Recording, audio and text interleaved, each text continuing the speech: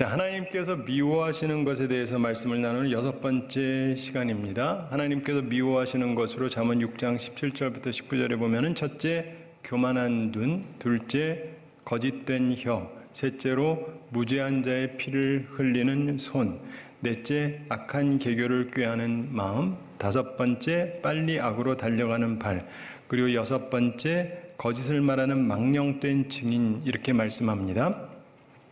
그래서 오늘은 거짓을 말하는 망령된 증인, 이런 제목으로 하나님의 말씀 나누도록 하겠습니다. 거짓을 말하는 망령된 증인은요, 하나님이 미워하시는 그런 사람들 두 번째 부류하고 사실 비슷해요. 두 번째 하나님이 언급하셨던 것하고 이 부분, 그러니까 거짓된 혀하고 이것하고 뭐 그게 그거 아니겠어요? 근데 비슷한 것이 다시금 언급되었다라고 하는 것은 참으로 하나님께서 미워하시는 것이라는 것을 우리에게 가르쳐 줍니다. 여러분, 요한계시록에 보면은요, 하늘나라 못 들어가는 사람이 있습니다. 뭐든 뭐 하는 자요? 말 중에 이거 말하면 못 간대요. 뭐죠? 모르시나 봐. 거짓말. 뭐라고요? 네, 모든 거짓말하는 자는 그 성에 들어가지 못한다, 이렇게 돼 있어요. 교회 다니면서 거짓말 막 하면서 나는 천국 간다 이렇게 생각하면 큰 코 다치세요. 성경은 그렇게 말씀하고 있지 않습니다. 오늘 본문의 말씀 잠언 17장 14절 함께 읽어보겠습니다. 악인을 의롭다 하고 의인을 악하다 하는 이 두 사람은 다 여호와께 미움을 받느니라. 아멘. 자, 여러분, 증인은 어떤 결정에 영향을 주는 사람입니다. 판결을 하는데 증인의 말은 굉장히 중요해요. 근데 판단에 영향을 주는 입장에서 거짓을 말한다. 그것은 정말 악한 것입니다. 오늘 말씀을 통해서 우리의 삶을 점검해 보기를 바랍니다. 우리나라도 이거 좀 점검해 볼 필요가 있어요. 그리고 하나님께서 미워하시는 사람이 되지 않는 우리 모두가 되기를 바랍니다. 거짓을 말하는 망령된 증인에게 세 가지 특징이 있습니다. 우리가 피해야 될 것입니다. 거짓을 말하는 망령된 증인의 첫 특징은 악인의 편이 되는 것입니다. 누구의 편이 된다고요? 악인의 편. 본문 잠언 17장 15절 말씀 다시 한번 함께 읽어보겠습니다. 악인을 의롭다 하고 의인을 악하다 하는 이 두 사람은 다 여호와께 미움을 받느니라. 아멘. 본문 초반에서 악인을 의롭다 한다 이렇게 말씀하죠. 이것은 악인의 편이 된다 이런 말입니다. 악인의 편을 들면서 악인이 의롭다고 말하는 자가 있습니다. 이런 사람을 하나님께서 미워하십니다. 공의를 행사하기 위한 경찰, 검사, 변호사, 판사, 이런 분들이 죄가 있는 자를 죄가 없다라고 하면서 방면한다고 생각을 해보십시오. 세상이 어지러워질 것입니다. 정치의 목적, 본래 정치는 바르게 다스린다는 뜻인데 선한 자를 보호하고 악한 자를 징벌하기 위한 것이 본래 정치입니다. 로마서 13장 3절부터 5절에서 말씀합니다. 다스리는 자들은 선한 일에 대하여 두려움이 되지 않고 악한 일에 대하여 되나니 내가 권세를 두려워하지 아니하려느냐. 선을 행하라. 그리하면 그에게 칭찬을 받으리라. 그는 하나님의 사역자가 되어 내게 선을 베푸는 자니라. 그러나 내가 악을 행하거든 두려워하라. 그가 공연히 칼을 가지지 아니하였으니 곧 하나님의 사역자가 되어 악을 행하는 자에게 진노를 하심을 따라 보응하는 자니라.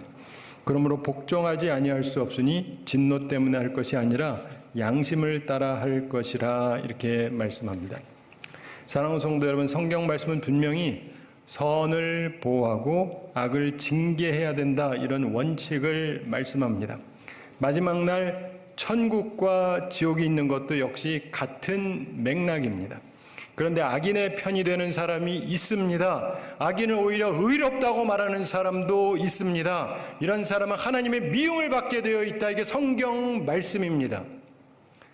잠언 24장 24절 25절에서 말씀합니다. 악인에게 내가 옳다 하는 자는 백성에게 저주를 받을 것이요 국민에게 미움을 받으려니와 오직 그를 견책하는 자는 기쁨을 얻을 것이요 또 좋은 복을 받으리라. 이렇게 말씀합니다.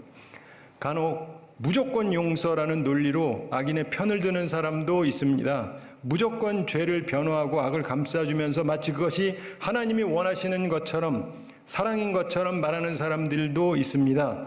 회개를 하지 않는데 무슨 용서를 합니까? 뉘우침이 없는 자를 감싸는 것은 선악을 혼동하는 행위인 것입니다. 이런 사람은 하나님께서 미워하십니다. 예수님의 용서는 대가를 지불하고 치루어진 용서였습니다. 하나님의 사랑은 반드시 의를 포함한다는 것을 기억하시기 바랍니다. 예수님께서 십자가에서 자신의 생명을 희생하셨지 않습니까? 근데 악인의 편을 들면서 그냥 사랑이라는 말로 세상을 어지럽히는 사람들이 꽤 있습니다. 하나님께서는 의가 상실한 사랑을 결코 사랑이라고 말씀하지 않습니다. 예수님께서 죄를 범한 자를 권고하고 듣지 않으면 두세 증인과 함께 말하고, 그래도 듣지 않으면 교회에 말하고, 교회의 말도 듣지 않으면 어떻게 하라고 하셨습니까? 마태복음 18장 17절 후반에서 말씀합니다. 교회의 말도 듣지 않거든 이방인과 세리와 같이 여기라. 예수님의 말씀이에요. 악인의 편이 되는 것, 악인을 옳다고 말하는 것, 이런 도덕적 무감각은 하나님의 미워하심을 받는 것입니다. 따라서 우리가 피해야 하는 것입니다. 거짓을 말하는 망령된 증인의 둘째 특징이 있습니다. 의인의 적이 되는 것입니다. 의인의 뭐가 된다고요? 적이 된다. 본문 잠언 17장 15절 다시 한번 함께 읽어보겠습니다. 악인을 의롭다 하고 의인을 악하다 하는 이 두 사람은 다 여호와께 미움을 받느니라. 아멘. 본문 중반에서 말씀한 것처럼 의인을 악하다고 하는 사람도 있습니다. 의인의 적이 되는 사람이 있어요. 그래서 의인을 악하다고 말하는 자는 하나님의 미워하심을 받는다. 이게 성경 말씀이라는 걸 꼭 기억하시기 바랍니다. 다윗이 사울 왕을 피해서 노브로 가서 제사장 아히멜렉을 만납니다. 그 배가 고파가지고 빵 좀 달라 그래서 떡을 먹죠. 밭떡을 받습니다. 그리고 골리앗의 칼을 얻습니다. 그리고는 떠나갑니다. 이때 에돔 사람 도액이라는 사람이 이걸 사울에게 가서 고합니다. 그리고 결국 아히멜렉을 비롯한 제사장들을 칼로 쳐서 죽이는 사건이 사무엘상 22장에 나옵니다. 의인의 적이 되는 것입니다. 왜 제사장을 죽입니까? 의인을 악하다고 말하면서 죽입니다. 참으로 하나님 보시기에 악한 것이었습니다. 하나님께서 그걸 잊지 아니하셨습니다. 사울도 이후에 죽임당하는 것을 기억하시기 바랍니다. 오늘날에도 의인의 적이 되는 사람들이 있습니다. 의인을 악하다고 말하는 사람들이 있습니다. 이들은 하나님의 미움을 받게 되어 있습니다. 결코 그런 사람이 되지 마시기 바랍니다. 거짓을 말하는 망령된 증인의 셋째 특징은 분별력의 결여입니다. 무엇이 결여된다고요? 분별력. 그렇습니다. 본문 잠언 17장 15절 다시 한번 함께 읽어보겠습니다. 악인을 의롭다 하고 의인을 악하다 하는 이 두 사람은 다 여호와께 미움을 받느니라. 아멘. 자, 그런데 이들이 왜 악인을 의롭다 그러고 의인을 악하다고 하겠습니까? 분별력이 없기 때문입니다. 분별력의 결여, 이게 문제인 것입니다. 하나님의 뜻을 따르느냐, 이게 분별력의 최고의 관건인 것입니다. 중국의 송량지인이라고 하는 고사성어가 있습니다. 우리나라에서도 때때로 쓰는데 분별력에 관한 이야기입니다. 송나라가 정나라를 공격을 했습니다. 그랬더니 초나라가 정나라를 구하려고 달려왔습니다. 초나라가 굉장히 강력한 나라거든요. 그런데 물가에서 송나라 군대가 진지를 구축하고 있는데 초나라 군대가 강을 건너서 옵니다. 그럼 어떻게 해야 돼요? 공격을 해야죠. 그래서 이 송나라의 사마인 모기가 공격을 해야 된다 이렇게 진언을 했습니다. 그래야 되니까. 그런데 송나라의 왕인 양공이 듣지 않고 말합니다. 군자는 처지가 좋지 못한 적군을 괴롭히지 않는다. 적이 진지를 구축할 때까지 기다려라. 공격을 못하게 해요. 아주 절호의 타이밍을 놓치게 만듭니다. 적이 편안하게 다 상륙을 했습니다.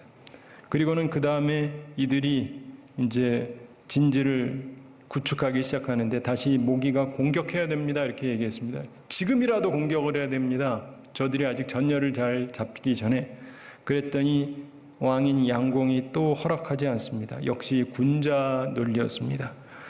또다시 좋은 공격 기회를 놓친 것입니다. 군자는 그러는 게 아니다. 그래가지고 결국 초나라 군대가 진지를 구축하고 나서 그 다음에 싸움이 벌어졌습니다. 누가 이겼느냐? 당연히 초나라가 강하기 때문에 이겼습니다. 송나라는 완전히 대패를 했습니다. 이 양공도 크게 부상을 입고 3일 만에 죽었습니다. 그를 따르던 군대도 거의 다 전멸해 버렸습니다. 그래서 무익한 동정, 무익하게 그냥 뭐 맨날 이러쿵저러쿵 하는 군자 논리, 이걸 가리켜서 송나라 양공의 어짐, 즉 송양지인이라는 말을 합니다. 어리석은 판단력을 말하는 것입니다. 거짓을 말하는 망령된 증인, 이런 사람하고 달리 진실을 말하는 참된 증인도 있습니다. 우리는 모두 진실을 말하는 참된 증인이 되어야 할 것입니다. 그래야 우리 사회가 좋아지고 우리 나라가 좋아질 것입니다. 그런데 진실을 말하는 증인이 되기 위해서 어떻게 해야 될까요? 우리는 세 가지를 힘써야 됩니다. 진실을 말하는 증인에게는 세 가지 특징이 나타납니다. 우리가 갖춰야 되는데, 첫째가 뭐냐면 분별력입니다. 첫째가 뭐라고요? 분별력. 분별력이 있어야 돼요. 진실을 말하는 증인은 정확한 분별력을 가지고 있습니다. 따라서 우리는 분별을 위해서 힘써야 됩니다. 내 판단이 옳은지를 생각해 보아야 하는 것입니다. 실상 많은 사람들이 분별력이 약합니다. 여러분, 사람 관계에서는요, 서로의 책임이 있게 마련입니다. 그런데 의외로 많은 사람들이 자기 책임에 대해서는 생각하지 않고 남의 책임만을 생각을 합니다. 근데 부부 사이에도요, 서로 책임이 있거든요. 남 책임만 생각한다는 건 분별력이 없다는 거예요. 우리는 정확한 분별력을 갖는 사람이 되어야 하는 것입니다. 어떤 분이 오래전에 이제 병원에 입원을 하고 그 다음에 퇴원한 후에 목사님을 만나가지고 불평을 했답니다. 목사님, 제가 이 교회를 3년이나 다녔습니다. 근데 제가 병원에 입원했을 때 병원에 찾아온 사람이 딱 2사람밖에 없었습니다. 어떻게 그럴 수가 있습니까? 교회가 참 사랑이 없네요. 그러더랍니다. 요즘 얘기 아니에요. 코로나로 인해서 지금은 방문이 안 되죠.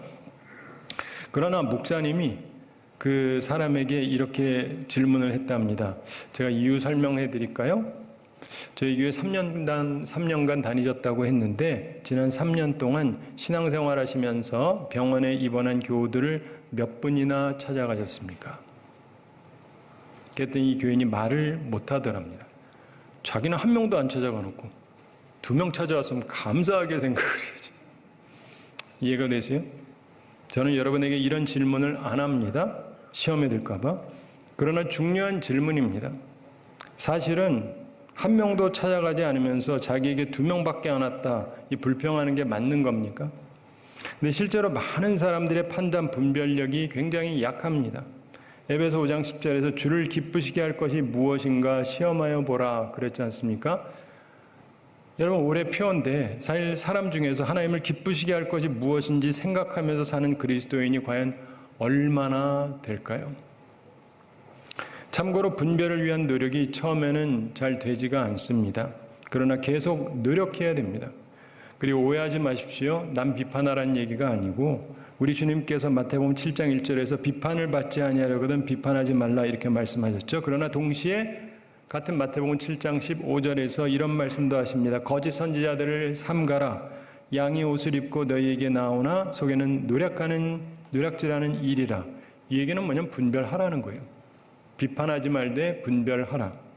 우리는 항상 온전한 분별력을 갖기 위해서 노력해야 하는 것입니다.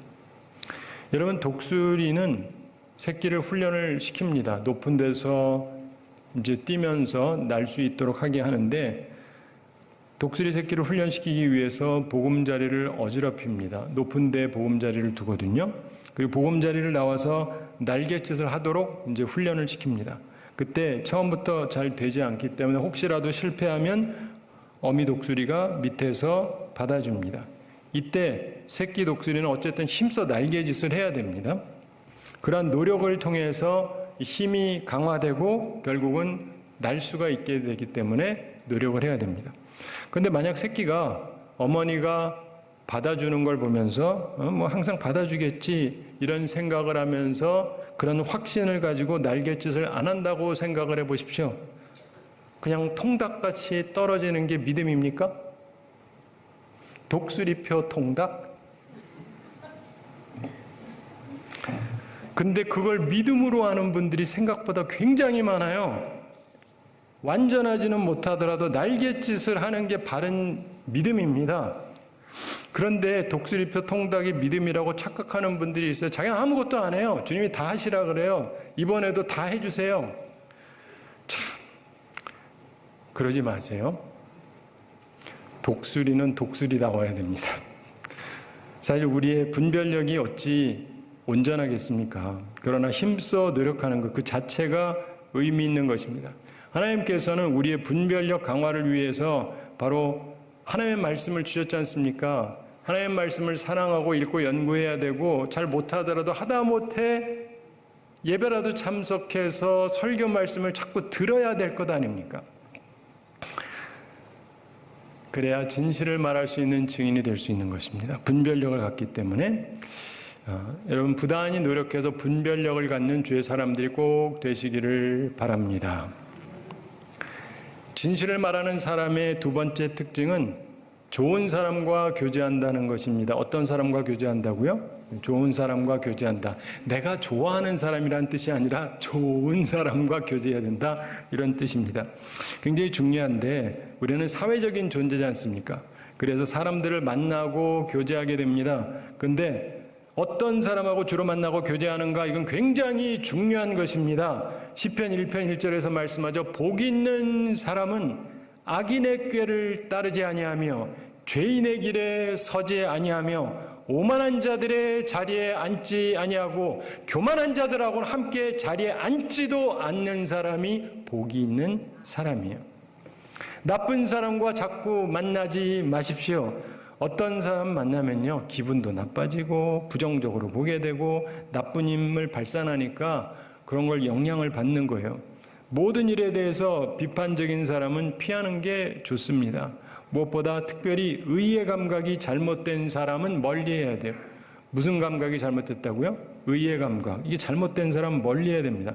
악인을 편들고 의인을 대적하는 사람, 이런 사람은 멀리 하셔야 됩니다. 우리 예수님께서 세상에 계실 때 베다니에 있는 마리아의 집에 잘 들르셨다라고 성경이 말씀하고 있습니다. 왜 그렇습니까? 거기 가면 쉼을 얻을 수 있기 때문에.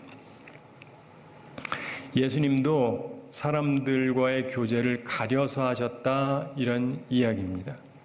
우리는 더욱 그러해야 하는 것입니다. 바울이 베레아에 갔을 때 말씀이 잘 전달이 됐습니다. 이유가 있어요. 사도행전 17장 11절에 보면 베레아에 있는 사람들은 데살로니가에 있는 사람들보다 더 너그러워서 예전 기억에 신사적이어서 그랬습니다. 간절한 마음으로 말씀을 받고 이것이 그러한가 하여 날마다 성경을 상고함으로 이렇게 말씀합니다. 교회라고 다 똑같은 게 아니에요. 교인이라고 다 똑같은 게 아닙니다.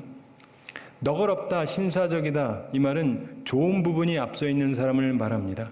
그래서 이들은 간절한 마음으로 말씀을 받아요.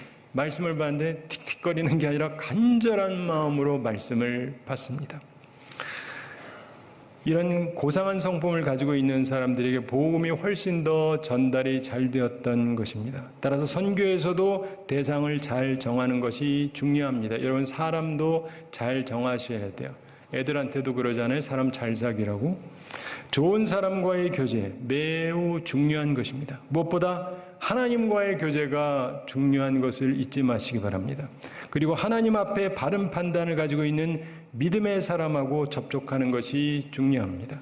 내 판단에 도움이 되기 때문에 그렇습니다.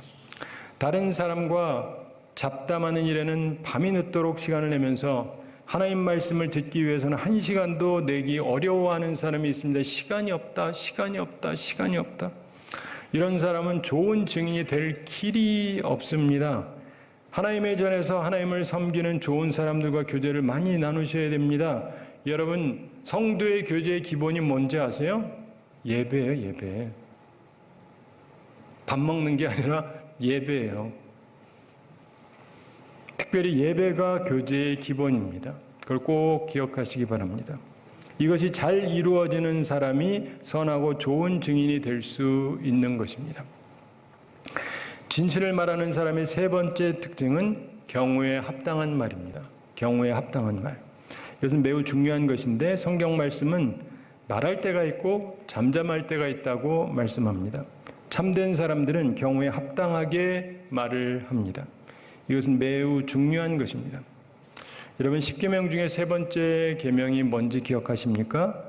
너는 너의 하나님 여호와 이름을 망령되이 일컫지 말라, 이 말씀입니다. 그러면서 하나님께서 말씀하십니다. 나 여호와는 나의 이름을 망령되이 일컫는 자를 죄 없다 하지 아니하리라, 이렇게 말씀합니다. 근데 사람들이 이런 죄를 짓습니까? 짓습니다. 많이 져요. 특별히 믿음 좋다고 착각하는 사람 중에 그런 죄를 짓는 사람이 많습니다. 도대체 하나님의 이름을 망령되이 일컫는다는 말이 무슨 말입니까? 예레미야 23장에 보면 거짓 선지자에 대한 이야기가 나옵니다. 선지자예요, 선지자. 근데 하나님은 거짓 선지자라고 얘기하시죠. 그들이 말한 묵시는 자기 마음으로 말미암은 것이요 하나님의 입에서 나온 것이 아니라고 말씀합니다. 자기 마음속에 있는 생각을 하나님의 말씀이라고 막 얘기하는 거예요. 그들이 하나님의 말을 도둑질했다고 하나님께서 말씀하십니다. 하나님께서 말씀하셨다고 하는 것, 이런 걸 뭐라고 하는지 아십니까? 바로 하나님의 이름을 망령되이 일컫는 것입니다. 하나님께서 말씀하시는데 36절에서 다시는 여호와의 엄중한 말씀이라 말하지 말라. 각 사람의 말이 자기에게 중벌이 되리니 이는 너희가 살아계신 하나님 만군의 여호와 우리 하나님의 말씀을 망령되이 사용함이니라, 이렇게 말씀합니다. 하나님께서 그 사람과 집을 벌하겠다고 말씀합니다. 근데 믿음 좋다고 하는 사람 중에 하나님의 이름을 망령되이 일컫는 사람들이 많습니다. 그러다가 벌을 받게 되는 것입니다. 함부로 하나님께서 말씀하셨다 이런 말 하는 게 아닙니다. 저는 목사요, 하나님 말씀을 전하는 사람입니다. 그래도 항상 조심을 합니다. 사랑하는 성도 여러분, 하나님께서 내게 이렇게 말씀하셨다 이런 말하는 것이 그냥 멋있는 게 아니에요. 신앙 좋은 게 아닙니다. 망령된 것입니다. 물론 진짜 얘기하셨으면 말씀했다고 할 수 있죠. 존귀하신 하나님의 이름을 함부로 도용하지 말아야 됩니다. 진실을 말하는 사람은 경우에 합당한 말을 하는 것입니다. 우리 모두 분별력을 갖기 위해서 힘쓰고 좋은 사람과 교제하면서 경우에 합당한 말을 하는 사람들이 되어서 하나님 앞에서 온전하고 진실한 증인이 되는 우리 모두가 되기를 바랍니다.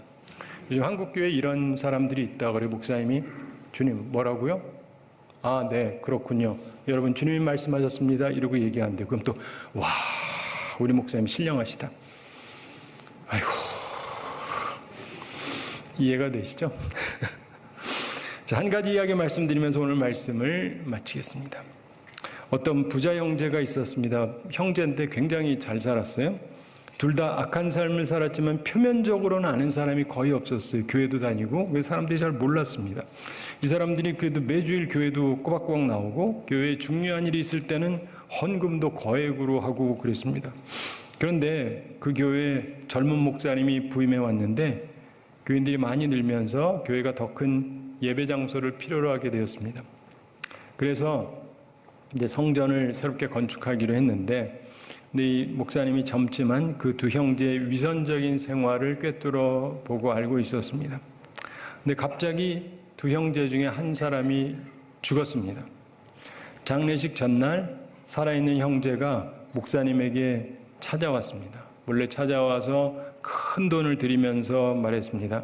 목사님, 그 새 성전을 짓는데 필요한 금액 전액이 이 봉투에 들어 있습니다. 그러면서 말합니다. 어휴, 대단하죠?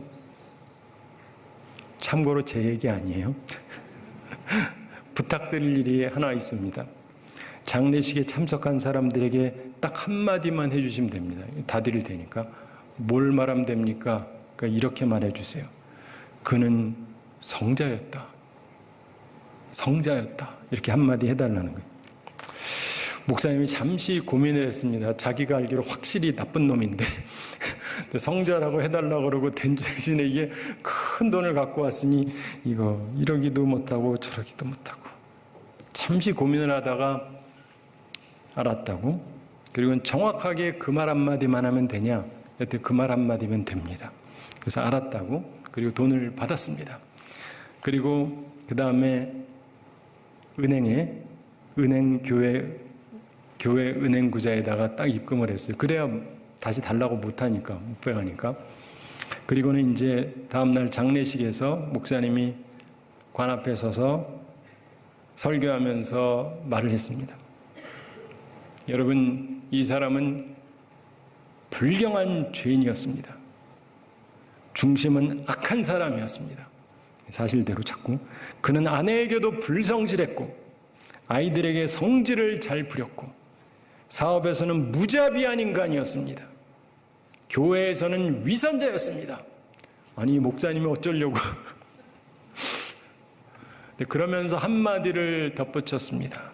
그러나 그의 형제와 비교할 때는 그는 분명히 성자였습니다. 사랑하는 성도 여러분, 하나님 앞에서 진실한 참된 증인의 삶을 사는 우리 모두가 되기를 우리 주님의 이름으로 축원합니다.